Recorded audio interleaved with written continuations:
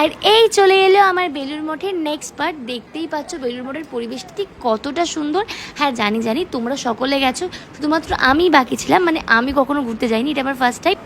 আর হ্যাঁ, তারপর দেখা গেলো তোমাদের মধ্যে একজনের সাথে। আর দেখতে পাচ্ছ ওই দুজন পুচকু, ওরা নাকি আমার রোজ ভিডিও দেখে, আমাকে খুব ভালোবাসে।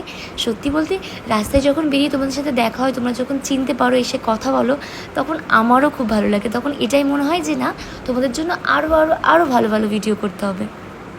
আর তারপর সোজা চলে এসেছিলাম গঙ্গার পাড়ে, মানে এখানে হাওয়া খেতে। আর এখানে কিছু একটা পুজো হচ্ছিলো, আমি ঠিক জানি না, তবে এখানে প্রচণ্ড ভিড় ছিল, সবাই ছবি তুলছিল। আর আমি একদম গঙ্গার কাছে যেতেও পারিনি, জলকে স্পর্শও করতে পারিনি। তবে হ্যাঁ, এখানকার হাওয়াটা জাস্ট অসাধারণ ছিল। সত্যি বলতে এই হাওয়াটা তো লাখ লাখ টাকা দিলেও কিনতে পারা যাবে না। কিছুক্ষণ আগে আরতি শেষ হলো, আর এখানকার পরিবেশটা এত সুন্দর না, মানে কিছু বলার নেই, আলাদা করে কিছু বলা যাবে না। এখানে এত মানুষ সকলে এসেছে, আরতি শুনেছে। আমি বিশাল কিছু ফুটেজ নিতে পারছি তোমাদেরকে দেখানোর জন্য, কারণ ওখানে একদম রেস্ট্রিক্টেড করানো হয়েছে, একদম মানে ফোন ক্যামেরা কিছু অ্যালাউ নেই। বলবো তোমরা সবাই এসো, তোমাদের ফ্যামিলির সাথে সময় কাটাও, তোমাদের কাছের মানুষকে নিয়ে এসো, খুব সুন্দর লাগে।